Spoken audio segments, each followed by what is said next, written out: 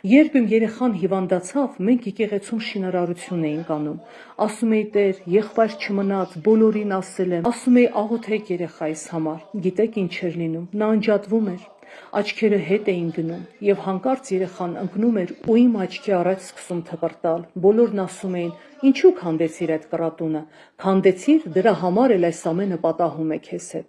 Պատասխանում է, ասում է. «Անգամ եթե երեխաս ձեռքիցս էլ գնա,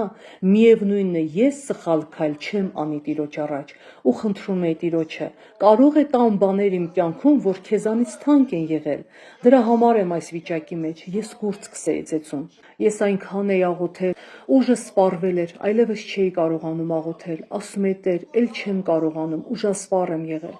Ամեն օր աղոթք եմ անում, կանչում եմ քեզ ու խնդրում եմ, որ ձեռքդ երկարացնես։ Եղբայրները շատ էին աղոթում, բայց իմ հավատքն այսպես էր։ Մտածում եմ, որ եթե Պավել եղբայրը գա ձեռքը երեխայի վրա դնի, աղոթի, ապա երեխան կառողջանա։ Ես այդպես էի հավատում, չգիտեմ թե ինչու էր այդպես դրվել սրտումս։ Ինձ տարբեր մտքեր էին գալիս, թե երեխատ այսպես կլինի, այնպես կլինի, դու պետք է կռատուն կառուցես, պատերազմ էր գնում։ Եկավ եկեղեցու բացման օրը, երեխայիս ու մորս հետ գնացինք։ Պետք է արդեն սեղան նստեինք, մոտեցա Պավել եղբորն ու ասացի. «Խնդրում եմ, երեխաս հիվանդ է, դու աղոթք արա»։ Ասաց. «Ինչու ես»։ Ասացի, որ այդպես եմ ուզում եմ, որ դու աղոթես։ Ասաց. «Այսքան եղբայրներ կան», ասացի. «Ոչ, դու»։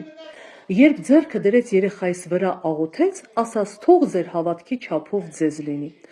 Այդ օրվանից անցել է արդեն 2 տարի եւ ոչ մի անգամ երեխաս չի վատացել։ Թող Տիրոջ անունը փառավորվի։ Ես հավատում եմ, Աստծո ժողովուրդ, հավատում եմ, որ եթե մենք խոնարհվենք, նա մեզ կբարձրացնի։ Նրա խոսքը պահենք, նա էլ մեզ կպահի։